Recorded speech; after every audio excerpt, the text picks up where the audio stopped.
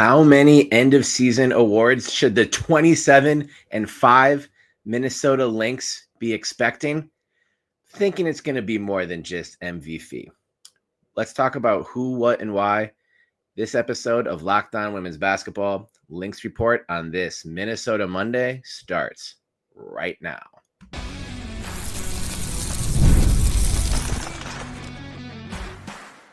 You are Locked On Women's Basketball, your daily podcast on women's basketball. Part of the Locked On Podcast Network, your team every day. Hello again, and welcome. Happy Monday. And thank you for tuning into this Lynx Report episode of Locked On Women's Basketball, part of the Locked On Podcast Network, your team every day. Thank you, as always, for making Locked On Women's Basketball your first listen of the day. Special shout out to our everydayers who never miss a single episode. Locked On Women's Basketball, here for you 6 days a week. It's Minnesota Monday. Again, happy Monday. My name is Terry Horstman. I've been the Minnesota Lynx beat reporter at the Next since 2023. Very happy to be with you here today and every Monday through the rest of the WNBA season. Your Sunday scaries are a thing of the past because you have Minnesota Monday to look forward to now. I want to take a moment to let you know that today's episode is brought to you by Game Time. Last minute tickets, lowest price, guaranteed. Download the Game Time app today. We've got a lot to get into on this episode of the show. So much happening in the weeks leading up to this. Even though the Lynx have kind of a mini break happening here, there's going to be a lot going on this week, and then the rest of the season will be coming thick and fast before you know it, and we'll be heading to the playoffs. I can't wait. It's going to be a lot of fun. If you've been watching the Lynx recently or all last year, it's been pretty much impossible to notice that Alanna Smith is one of the biggest reasons why this defense is absolutely as diabolical as it has been.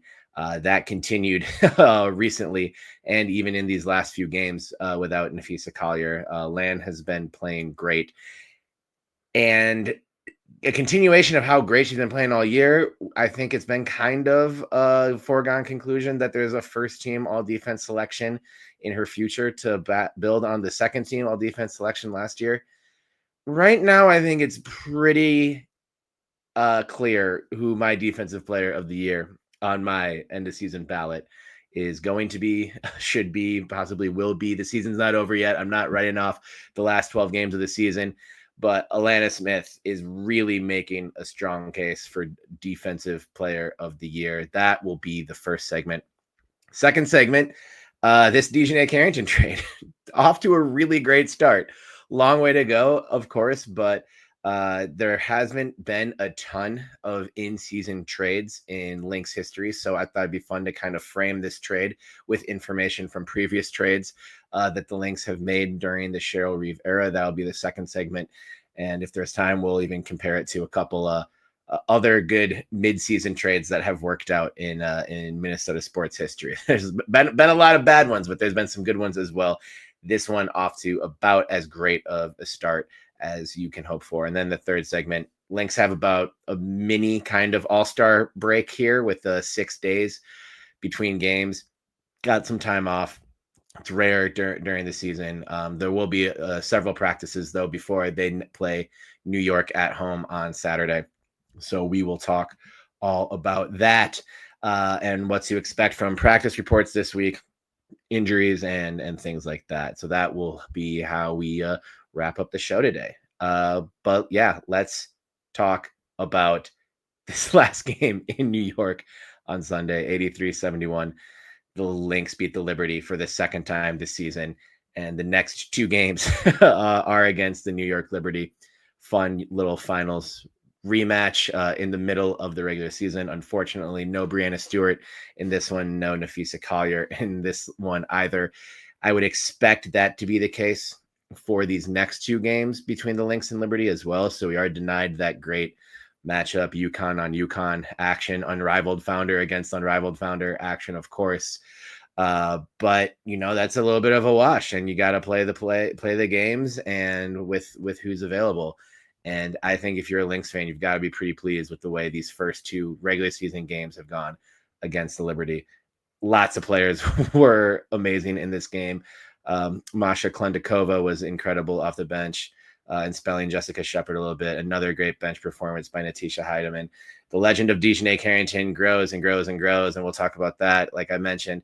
But Alanna Smith has just been phenomenal, and I wanted to just take a moment to talk about how phenomenal, because there's a lot of different things that kind of go into building a case for a award like DPOY. We talked about it a lot last year when it was between Fee and A'ja Wilson, and what you can move the goalpost on things like this to make it so that the player you want to win it has the most impressive resume versus other candidates.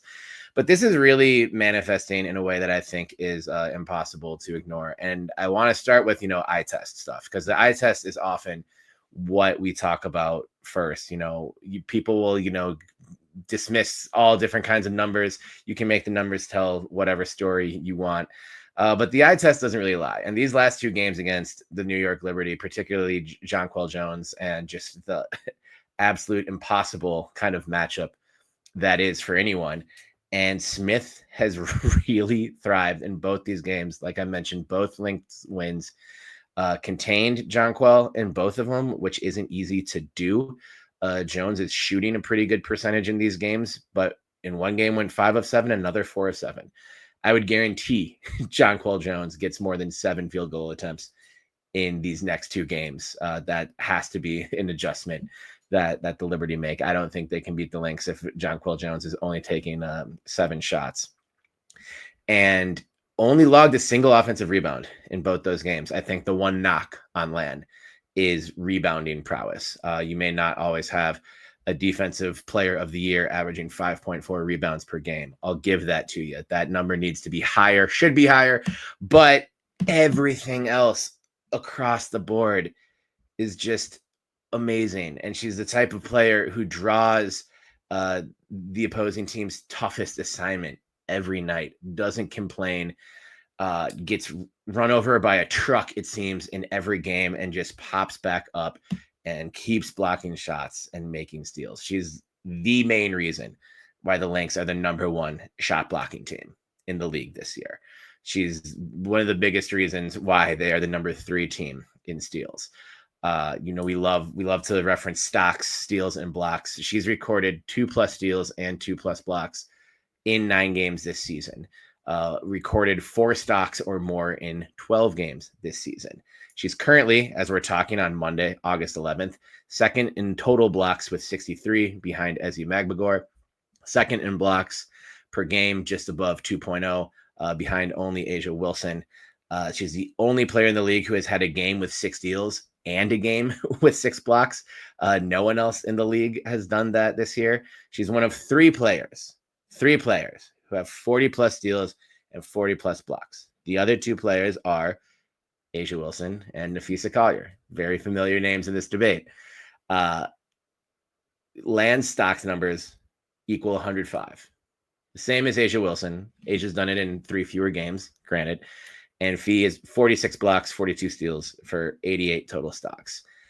So Lan being right there with A'ja Wilson is pretty high praise. Like, you can't get praise much higher than that for a 3-time, to be joined with a 3-time MVP at that level. And A'ja has a case for this too, but we talked about this last year, when Becky Hammon made the comment that people were going down different statistical rabbit holes to make a case just to not give A'ja the MVP and DPOY. I fall into the camp that the team defense has to matter. And in this case, the Lynx defensive rating is 97.9. That's the best in the league by kind of a lot. Next closest is Atlanta at 100.9. Smith has the #1 defensive rating on the team, 94.0. Fee just a tick behind at 94.1. Playing next to Fee makes your job easier. Land would tell you that. I asked her that earlier this season, and she said it's the frickin' best what it's like to play next to Napheesa Collier. But she's holding it down her own too. And in these 6 games without Fee, there are different numbers where the Lynx are, not achieving the same level. That's Nafisa Collier. She's arguably the best player in the world right now. But they haven't gotten shellacked on the defensive side in any of these games. The only game they lost without Fee was that game at Washington back at the end of June, 68-64. The Lynx couldn't stop turning the ball over on offense. Don't think any fingers would be pointed at the defense for that game. So with that in mind, the Aces are turning a corner a little bit, but we watched that game. Can we really give a player on the Aces Defensive Player of the Year over the Lynx after the Aces lost by 53 points to the Lynx in their own house? I don't think so. I think this has been a compelling race, but a clear one, and one that I think Lan really deserves and has played her way into that position where she should be the favorite. I think Gabby Williams has a great case too. The Storm are kind of in free fall, but I expect Gabby to be on that first team all defense with Lan, but Lan's got to be your defensive player of the year right now. She's mine, and I'm open-minded about these next 12 games. Maybe Gabby can play her way into taking that from Lan, but right now it's Lan's award to use. Another player who's been huge on this defense, DiJonai Carrington, but came to Minnesota by way of trade just over a week ago. 3 games in, 3 wins. We'll talk more about that trade and in kind of in the lens of other trades here on Locked On Women's Basketball in just a second.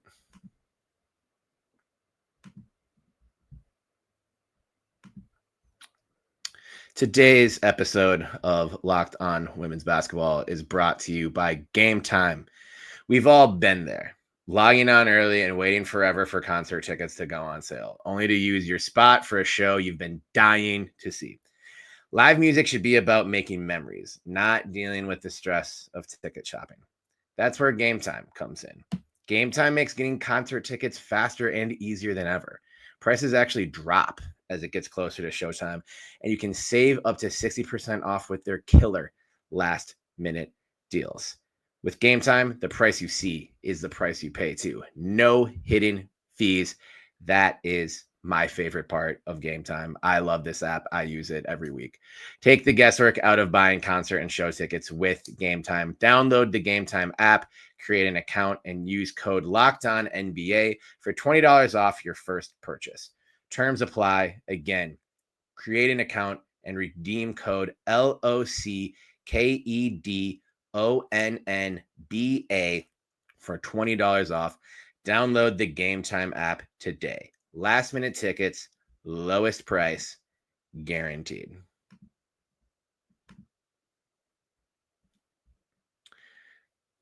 Let's talk more about a player we can't say enough about, and that is DiJonai Carrington. Traded to the Lynx on Sunday before the trade deadline, and it's been 3 really fun games.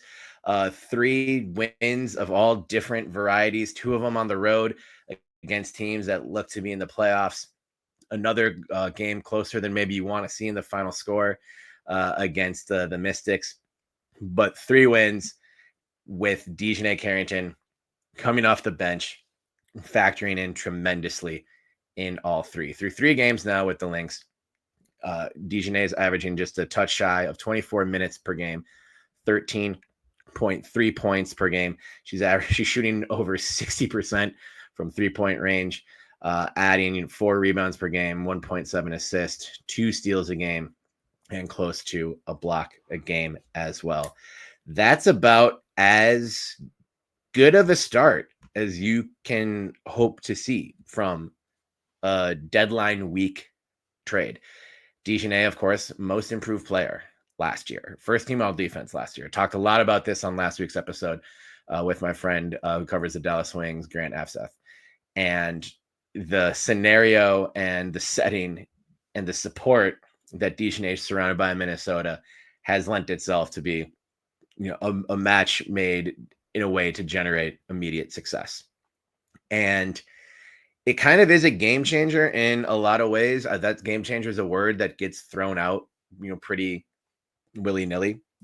But there aren't a ton of trade. WNBA trade deadline is often something that can be a quiet day on the WNBA calendar. The Lynx have only made, this is the fourth around trade deadline time trade in the Reeve era.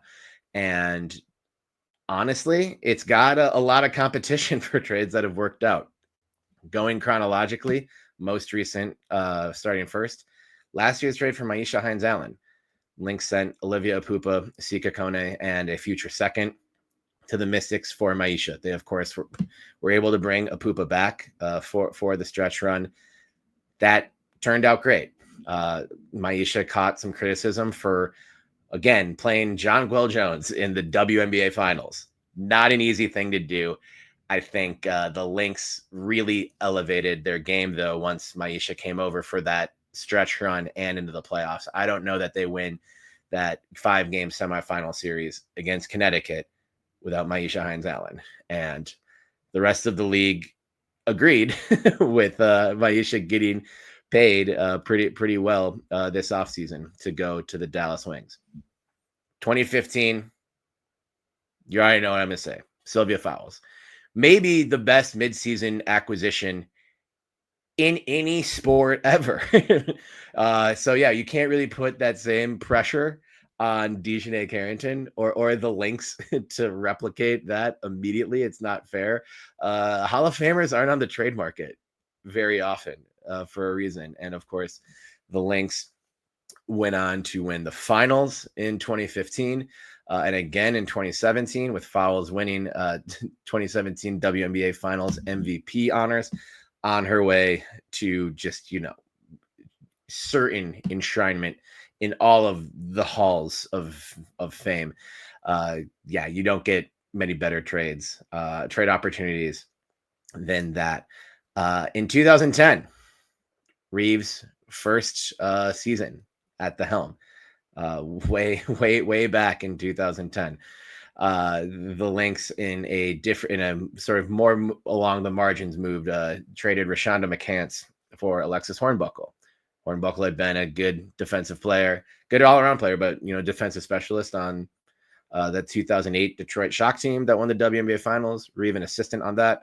Hornbuckle didn't play a ton in the ensuing season and a half she spent as a Lynx, but she is a 2011 WNBA champion.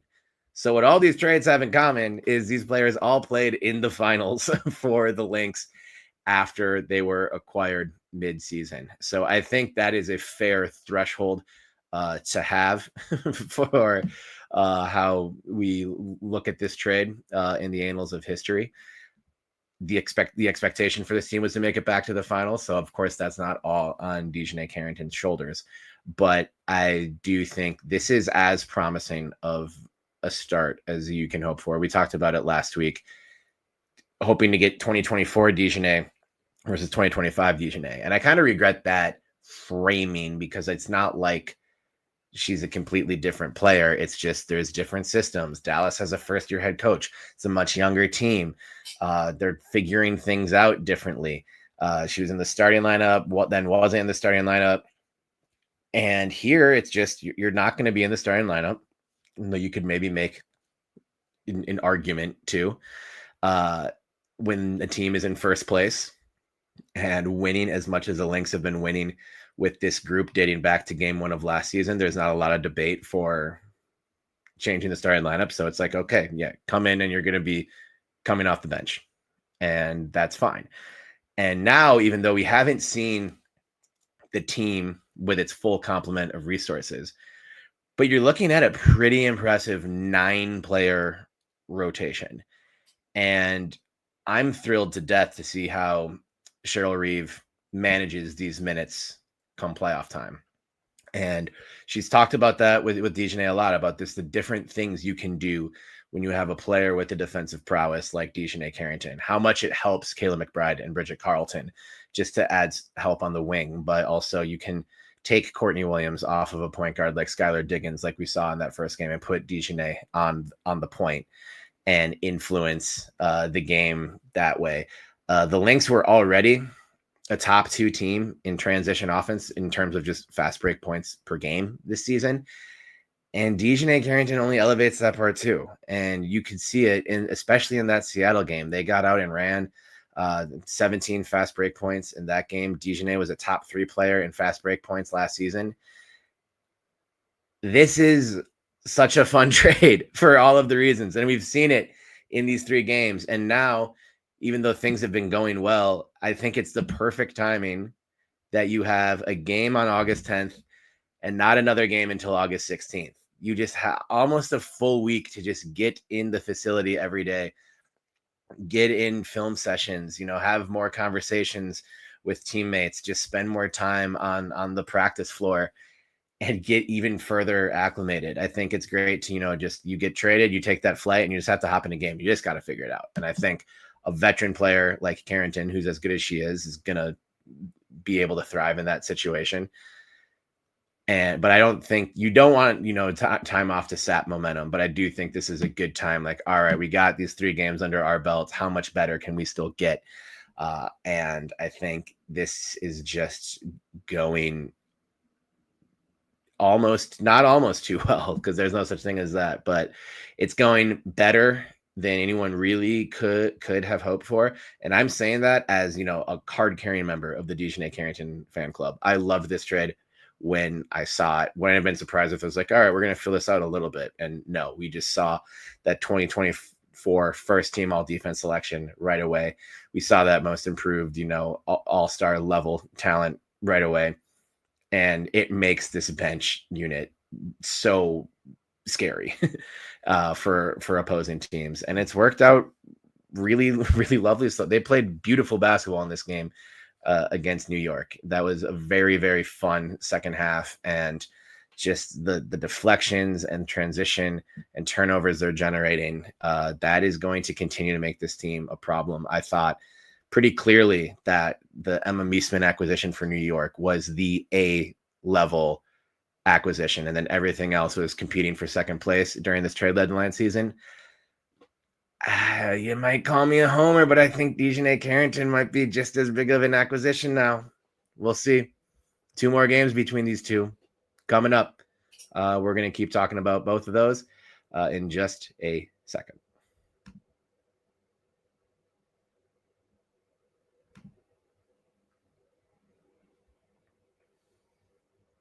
All right.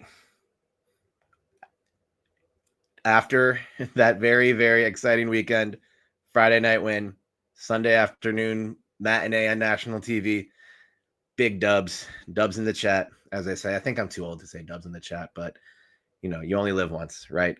So the Lynx now off until Saturday. Not a single game on the docket from today until next weekend. A full set of weekdays off. Who wouldn't love that, right? We've seen the Lynx practice schedule for this week. They have full days off on both Monday, today, and Tuesday, with practices Wednesday, Thursday, Friday, and of course another matinee against the Liberty on Saturday. That one's here in Minneapolis at the Target Center. There's kind of always a fear, rest first rust, right? We love to talk about this this concept in every sport as we get close to playoffs.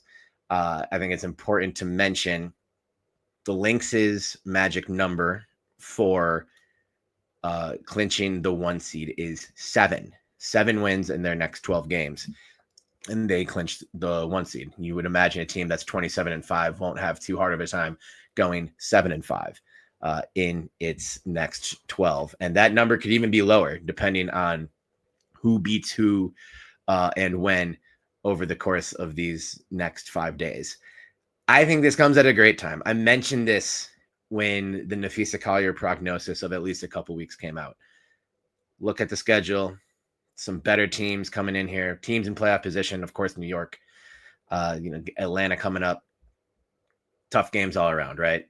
But they had 5 games in that initial 14-day period once that timeline was announced. I don't think they've only had 5 games in 14 days all last year. This is a completely different setup. It was 11 games in 20 days, June into July. So you'd love to have fee for these games, but 2 weeks, at the 2 weeks minimum. I'm not going to sit here and guarantee that once we hit the 2-week mark, all right, Napheesa Collier is back in the lineup, without any cobwebs to shake off, fully healthy, That's not necessarily what the world we live in. But you give a star player goes down with an injury, you give a 2-week timeline minimum, and there's a week in there where you have a game on the 10th and not another game until the 16th. You can't ask for more serendipitous scheduling than that. So I think the Lynx are ready to reap the benefits of that. Fee can take her time. I would guess we won't see Fee in either of these New York games, and probably not that Atlanta game either. You probably don't want her playing. There's one back-to-back left after these 2 New York games, at Atlanta on August 21st and then at Indianapolis on August 22nd. I would guess probably you leave Fee out for that road trip to be safe. Again, magic number for the 1 seed, well within reach, and you gotta have Fee for the playoffs. I don't think you want to do right by the player. If she misses too much time, does that take her out of the MVP running? I don't expect that it will, and I also don't think that should factor into the decision when it comes to Napheesa Collier's long-term health and availability for winning a championship. And I would imagine Fee feels that way too. That's every time she gets asked, 100 times a week, how much would winning MVP mean to you? And she says, I want a championship. Please stop asking me. She doesn't say that second part, but you kind of know. So I think we would expect not to see her there, but, also Jessica Shepard has been getting dinged up left and right. Jess is another player, much like Lan, who's just, all right, I'll jump in front of this train if it helps the team win and not complain, not ask questions. Jess didn't play for the entire fourth quarter against the Liberty on Sunday. Masha Klendikova played for the entire fourth quarter and was fantastic, of course. So just the depth of riches here is on full display. So just, you don't get this many opportunities for consecutive days off in a long season. This is coming at a good time. You get the same opponent that you just playing twice. So you can just keep thinking about New York stuff and thinking about your own stuff and getting healthy. That is 100% a gift from the schedule making gods and goddesses who watch over this truly bizarre schedule. And we love to complain about it as observers, as creators and fans. The coaches and players are tired of being asked about it and, trying to make sense of certain things. But yeah, this, whatever occurrence was there for this, almost full week in between games, I think is a good thing for the Lynx. Coach Reeve could counter that possibly, by saying players don't love to practice. Players like playing games more, but they get a full Monday. They're having their own Minnesota Monday right now. You've earned it. Lynx, go enjoy yourselves, rest up, have fun, and a full day off Tuesday. And then it's back to work on Wednesday. Almost kind of like a training camp weekly schedule that we get. So it'll be fun to go there for practices Wednesday through Friday this week. Allow for some extended conversations and see how things are going at it into this stretch run. And I think this week of practicing, whether the players love it or not, will really really do a lot of good, especially in getting your big guns as healthy as possible. That is our show for today. Thank you so much for tuning in to Locked On Women's Basketball, which I know is your first listen every day. How about for your second listen, you can find the Locked On NBA podcast, where there is no off season. My friends Doug, Matt, and Hayes keep you up to date on contract negotiations, rumors, and everything you need to be the most informed NBA fan. Find Locked On NBA on YouTube or wherever you listen to podcasts, part of the Locked On Podcast Network, your team every day.